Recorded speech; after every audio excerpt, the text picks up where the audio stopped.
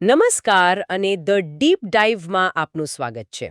આજે આપણે બાઇબલના એક એવા સવાલ પર ઊંડા ઉતરવાના છીએ જે સદીઓથી લોકોને મૂંઝવતો રહ્યો છે. ખ્રિસ્તની કન્યા કોણ છે? આ સવાલ ખરેખર ખૂબ જ ગહન છે. હા, અને એકદમ શાહી લગ્નની જેમ વિચારો. આમંત્રણ તો ઘણાને મળ્યું છે, પણ પણ કન્યા કોણ બનશે જે રાજાની સૌથી નજીક હશે? બરાબર. શું એ કોઈ ખાસ પસંદ કરેલું જૂથ છે કે પછી એ બધા લોકો જેમણે રાજા માટે મતલબ કે પોતાના વિશ્વાસ માટે સૌથી મોટું બલિદાન આપ્યું છે? આ રહસ્ય ઉકેલવા માટે આપણી પાસે એક દસ્તાવેજ છે અને એમાં બે બિલકુલ અલગ-અલગ દૃષ્ટિકોણ રજૂ કરવામાં આવ્યા છે. હા, અને બંને દૃષ્ટિકોણનો આધાર બાઇબલના પુસ્તકો જ છે, ખાસ કરીને પ્રકટીકરણ, હિબ્રુ અને કરિન્થુ. તો આપણે આ પુરાવાઓને એક પછી એક તપાસીશું. બિલકુલ. આપણો હેતુ અહીં કોઈ અંતિમ નિર્ણય આપવાનો નથી, પણ આપણે એમ કે એક ડિટેક્ટિવની જેમ કામ કરીશું. રસપ્રદ. આપણે બંને બાજુની દલીલોને સમજીશું, પુરાવા તપાસીશું અને જોઈશું કે વાત ક્યાં જઈને અટકે છે.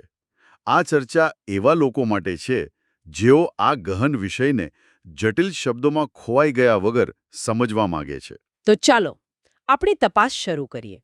આપણો પહેલો દૃષ્ટિકોણ, અને એ ખૂબ જ ચોક્કસ દાવો કરે છે. એ કહે છે કે કન્યા એટલે ફક્ત અને ફક્ત 1,44,000 લોકો. હા, આ એક ખૂબ જ મજબૂત અને કહી શકાય કે મર્યાદિત દાવો છે. અને આની પાછળનો તર્ક શું છે? જુઓ, આ દાવા પાછળનું જે તર્ક છે એ સંપૂર્ણપણે પ્રકટીકરણના પુસ્તક પર આધારિત છે. આ દૃષ્ટિકોણના સમર્થકો એકદમ તાર્કિક સાંકળ રજૂ કરે છે. એક સાંકળ? કેવી રીતે? એ આ રીતે છે. પ્રકટીકરણના 21મા અધ્યાયમાં એક દેવદૂત યોહાનને કહે છે, આવ, હું તને કન્યા એટલે હલવાલની પત્ની બતાવીશ. અહીં હલવાન એટલે ઈસુ ખ્રિસ્ત. ઓકે. અને પછી દેવદૂત શું બતાવે છે? કોઈ સ્ત્રી કે વ્યક્તિ? ના, અને અહીંયા જ વાત રસપ્રદ બને છે. દેવદૂત તેને કોઈ વ્યક્તિ નહીં પણ એક ભવ્ય શહેર બતાવે છે. પવિત્ર શહેર, નવું યરુશાલમ. ઓહ, તો કન્યા એ કોઈ વ્યક્તિ નથી, પણ એક શહેર છે. બરાબર. તો પહેલું પગથિયું સ્પષ્ટ છે. કન્યા બરાબર નવું યરુશાલેમ. આ એક પ્રતીક છે. ઠીક છે, આ સમજાયું. પણ પછી આનો 1,44,000 સાથે શું સંબંધ? સંબંધ શહેરની રચનામાં છે. પ્રકટીકરણ આગળ વર્ણવ્યો છે કે આ શહેરના પાયામાં ઇઝરાયેલના બારકુળોના નામ લખેલા છે. એ જ બારકુળો, જૂના કરારના. હા. હવે જો આપણે પ્રકટીકરણના 7મા અધ્યાય પર પાછા જઈએ તો ત્યાં ઇઝરાયેલના આ જ બારકુળોમાંથી મહોર લગાવેલા લોકોની એક ચોક્કસ સંખ્યા આપવામાં આવી છે. એક મિનિટ, મને અનુમાન કરવા દો. શું એ સંખ્યા 1,44,000 છે? બિલકુલ સાચું. પણ પ્રકટીકરણનું પુસ્તક તો પ્રતીકો અને રૂપકોથી ભરેલું છે. તો શું આ 1,44,000નો આંકડો પણ એક રૂપક ન હોઈ શકે? મતલબ કોઈ મોટી અગણિત સંખ્યા દર્શાવતો હોય. આ ખૂબ જ સારો પ્રશ્ન છે અને આખી ચર્ચાના કેન્દ્રમાં આ જ વાત છે. તો આ દૃષ્ટિકોણના સમર્થકો દલીલ કરે છે કે જ્યારે પ્રકટીકરણને કોઈ મોટી અગણિત સંખ્યા બતાવવી હોય ત્યારે તે કોઈ ગણી ન શકે એવી મોટી ભીડ જેવા શબ્દો વાપરે છે. અને એવું 7મા અધ્યાયમાં જ આગળ જોવા મળે છે. ઓકે. પણ અહીં લેખક ખૂબ જ ચોક્કસ છે. દરેક કુળમાંથી બરાબર 12,000, જેનો કુલ સરવાળો 1,44,000 થાય છે. આટલી ચોકસાઈ સૂચવે છે કે તે શાબ્દિક સંખ્યા જ હોવી જોઈએ. તો તર્ક પૂરો થયો. હા. જો કન્યા એ નવું યરુશાલેમ છે અને શહેર 12 કુળો પર આધારિત છે અને 12 કુળોના મહોરબંધ લોકો 1,44,000 છે તો કન્યા ફક્ત 1,44,000 જ હોઈ શકે. વાહ, આ એકદમ સીધી દલીલ છે. છે ને? પણ આ 1,44,000 લોકોમાં એવું શું ખાસ છે? એમને બીજા બધા વિશ્વાસીઓથી શું અલગ પાડે છે? સ્ત્રોતો એમની ઘણી વિશિષ્ટ લાક્ષણિકતાઓ દર્શાવે છે.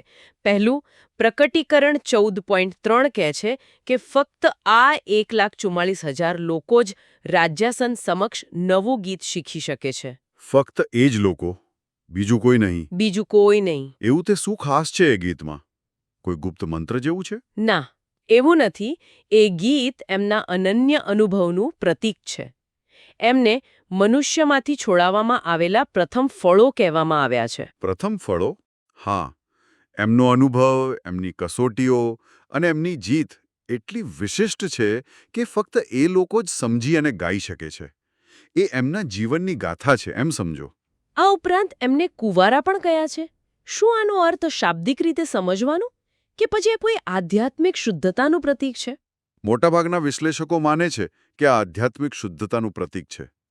એ સમયે મૂર્તિપૂજાને ઘણીવાર આધ્યાત્મિક વ્યભિચાર તરીકે જોવામાં આવતી હતી. ઓકે. તો સ્ત્રીઓ સાથે પોતાને અશુદ્ધ કર્યા નથીનો અર્થ એ હોઈ શકે છે કે તેઓએ મૂર્તિપૂજા કે દુનિયાવી ભ્રષ્ટાચારથી પોતાને શુદ્ધ રાખ્યા છે. તેઓ નિષ્કલંક છે અને સૌથી મહત્વનું, હલવાન જ્યાં પણ જાય છે ત્યાં તેની પાછળ જાય છે. આ તો સંપૂર્ણ સમર્પણની વાત થઈ. બિલકુલ. સંપૂર્ણ શુદ્ધતા, આજ્ઞાપાલન અને સમર્પણનું અંતિમ સ્તર. આ દ્રષ્ટિકોણમાં મને એક વાત ખૂબ જ રસપ્રદ લાગી.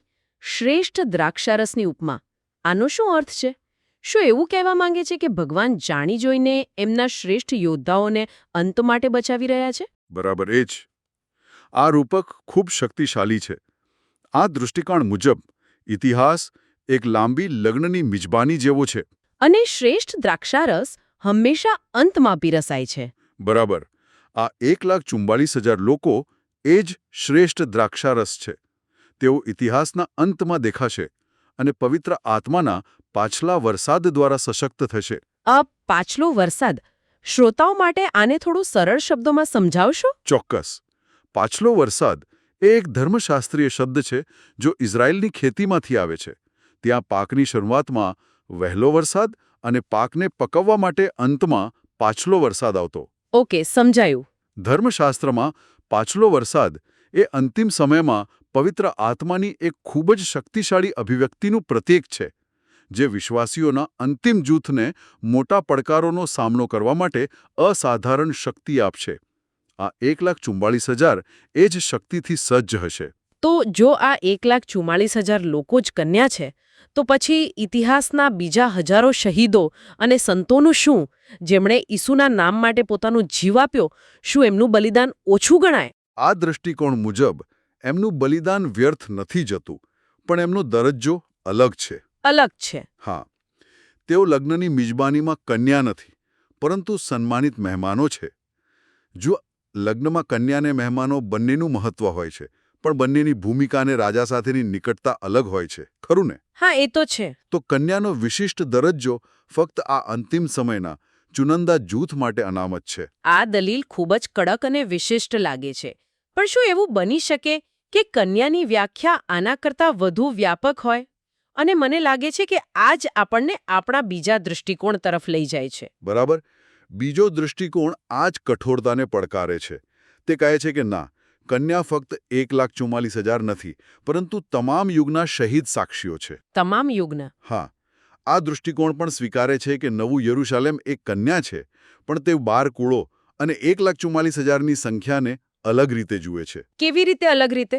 તે દલીલ કરે છે કે આ સંખ્યાઓ શાબ્દિક નહીં, પણ પ્રતીકાત્મક છે. જુઓ, 12 એ ઈશ્વરના લોકોની સંખ્યા છે. 12 કુળો, 12 પ્રેરિતો. હા. અને 1,44,000 જે 12 ગુણ્યા 1000 છે, એ ઈશ્વરના લોકોની સંપૂર્ણતા અને પૂર્ણતાનું પ્રતીક છે. એ કોઈ શાબ્દિક ગણતરી નથી, પણ એક રૂપક છે. તો આ દૃષ્ટિકોણ મુજબ શું ચર્ચના બધા જ સભ્યો કન્યા છે? ના. અહીં પણ એક મહત્વપૂર્ણ તફાવત છે. આ દૃષ્ટિકોણ મુજબ ચર્ચના બધા જ સભ્યો કન્યા નથી. ફક્ત એ જ લોકો કન્યા છે જેમણે શહીદ સાક્ષી તરીકે પોતાના વિશ્વાસ માટે અંતિમ બલિદાન આપ્યું છે. એટલે કે જેમણે પોતાનો જીવ આપ્યો છે. બરાબર. અહીં લાયકાતનો માપદંડ સમય નથી, પણ બલિદાનનું સ્તર છે. તમે કયા યુગમાં જીવ્યા એ મહત્વનું નથી. તમે કેવી રીતે જીવ્યા અને મૃત્યુ પામ્યા એ મહત્વનું છે. તો અહીં યોગ્યતાનો માપદંડ તમારું બલિદાન છે, તમે કયા યુગમાં જીવ્યા તે નહીં. આ દલીલને સમર્થન આપવા માટે સ્ત્રોતો કયા પુરાવા આપે છે? ઘણા મજબૂત પુરાવા છે. પહેલો હિબ્રુના પુસ્તકમાંથી આવે છે. હિબ્રુનો 11મો અધ્યાય. એને વિશ્વાસનો અધ્યાય કહેવાય છે. હા, જેમાં વિશ્વાસના નાયકોની યાદી છે. બરાબર. એમાં ઘણા શહીદોનો ઉલ્લેખ છે અને અધ્યાયના અંતમાં લખ્યું છે કે ઈશ્વરે એમના માટે એક શહેર તૈયાર કર્યું છે. આ શહેર એ જ નવું યરુશાલેમ છે. ઓહ!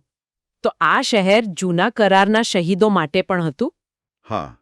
આ સૂચવે છે કે તે ફક્ત અંતિમ સમયના જૂથ માટે નહોતું. અને આની સાથે પ્રથમ પુનરુત્થાનનો ખ્યાલ પણ જોડાયેલો છે, જે ખૂબ જ મહત્વપૂર્ણ છે. પ્રથમ પુનરુત્થાન? હા. પ્રકટીકરણના 20મા અધ્યાયમાં સ્પષ્ટ લખ્યું છે કે જેમણે ઈસુની સાક્ષી માટે શિરછેદ કરાવ્યો હતો તેઓ સજીવન થયા અને ખ્રિસ્ત સાથે 1000 વર્ષ સુધી શાસન કર્યું. તો આ દ્રષ્ટિકોણ એવું કહે છે કે આ આખું શહીદોનું જૂથ કન્યા છે. બિલકુલ. આ વિશાળ સામૂહિક જૂથ જે તમામ યુગના શહીદોનું બનેલું છે તે જ કન્યા છે. તો પછી આ દ્રષ્ટિકોણ 1,44,000ને કેવી રીતે સમજાવે છે? એ એમને પ્રથમ ફળો તરીકે જુએ છે. ખેતીની જેમ વિચારો. જ્યારે ખેડૂત પાકની પહેલી લણણી કરે ત્યારે એ ફળો પુડાવા હોય છે કે બાકીનો પાક પણ તૈયાર છે. અને સારો છે. હા. તેવી જ રીતે 1,44,000 એ શહીદોના કુલ પાકની પહેલી લણણી છે. તેઓ આખા પાકનું પ્રતિનિધિત્વ કરે છે પણ તેઓ પોતે આખો પાક નથી. એમનું દેખાવું એ એક સંકેત છે. બરાબર. એ સંકેત છે કે શહીદોની નક્કી કરેલી સંખ્યા હવે પૂર્ણ થઈ ગઈ છે અને લગ્નનો સમય આવી ગયો છે. શહીદોની નક્કી કરેલી સંખ્યા આ ક્યાંથી આવ્યું? આ પ્રકટીકરણના 6થા અધ્યાયમાંથી આવે છે. ત્યાં વેદી નીચે શહીદ આત્માઓ ન્યાય માટે પોકાર કરે છે અને એમને કહેવામાં આવે છે કે તેઓ થોડો સમય રાહ જુએ જ્યાં સુધી તેમના સાથી સેવકોની નક્કી કરેલી સંખ્યા પૂર્ણ ન થાય. વાહ! મતલબ લગ્ન ત્યારે જ થઈ શકે જ્યારે શહીદોની આ કુલ સંખ્યા પૂર્ણ થાય. આ દલીલ તો ખૂબ જ મજબૂત લાગે છે, ખાસ કરીને પ્રેરિત પાઉલના લખાણોના સંદર્ભમાં. જો પાઉલ પ્રથમ સદીમાં કરિન્થના લોકોને કન્યા બનવાની આશા આપી રહ્યા હતા, તો પછી તે દરજ્જો ફક્ત ભવિષ્યના કોઈ જૂથ માટે કેવી રીતે હોઈ શકે? બરાબર, એ તો તેમને ખોટી આશા આપવા જેવું થયું ને. એકદમ સાચું. અને આ બીજા દૃષ્ટિકોણની સૌથી મજબૂત દલીલોમાંની એક છે. 2 કરિન્થી 11.2માં પોલ સ્પષ્ટપણે કહે છે કે તે કરિન્થના વિશ્વાસીઓને ખ્રિસ્ત સમક્ષ એક શુદ્ધ કુંવારી તરીકે રજૂ કરવા માંગે છે. જે કન્યા માટે વપરાતો શબ્દ છે. હા. આ સ્પષ્ટપણે સૂચવે છે કે કન્યા બનવાનો દરજ્જો તેમના માટે પણ ખુલ્લો હતો જો તેઓ અંતિમ બલિદાન આપવા તૈયાર હોય તો. અને આ સામૂહિક પૂર્ણતાના વિચાર સાથે પણ બંધ બેસે છે. બિલકુલ. હિબ્રુ 11.39-40માં એક સુંદર વાત લખી છે. તે જણાવે છે કે જૂના કરારના વિશ્વાસના નાયકો આપણા વિના સંપૂર્ણ થઈ શકતા નથી. એટલે કે બધા એકબીજા સાથે જોડાયેલા છે. હા. ઈશ્વરની યોજનામાં કોઈ એકલવાયું નથી. તમામ યુગના શહીદો સાથે મળીને એક સંપૂર્ણ શરીર બનાવે છે. અને આ સંપૂર્ણ એકીકૃત શરીર જ કન્યા છે. અને અંતિમ દલીલ ન્યાય પર છે, ખરું ને? બરાબર. શક્તિ વ્યક્તિ પાસેથી નહીં પણ પવિત્ર આત્મા પાસેથી આવે છે. ભલે કોઈએ વહેલા વરસાદ હેઠળ શહીદી વહોરી હોય કે પાછલા વરસાદ હેઠળ, એમનો પ્રેમ અને બલિદાન તો સમાન હતા. જો બલિદાન સમાન હોય તો પુરસ્કાર પણ સમાન હોવો જોઈએ. એ જ વાત છે. ફક્ત એક જૂથને કન્યાનો વિશિષ્ટ દરજ્જો આપવો એ ઈશ્વરના ન્યાય સાથે બંધબેસતું નથી. તો આપણી આ તપાસના અંતે આપણી પાસે 2 એકદમ સ્પષ્ટ ચિત્રો છે. એક બાજુ એક વિશિષ્ટ ચુનંદા જૂથ છે, 1,44,000, જે અંતિમ સમયના યોદ્ધાઓ છે, જેઓ શ્રેષ્ઠ દ્રાક્ષારસ તરીકે કન્યા બને છે. અને બીજી બાજુ એક વ્યાપક સમાવેશી ચિત્ર છે, જ્યાં કન્યા એ કોઈ એક સમયગાળા પૂરતી મર્યાદિત નથી, પરંતુ ઇતિહાસના તમામ શહીદ સાક્ષીઓનો સામૂહિક સમૂહ છે.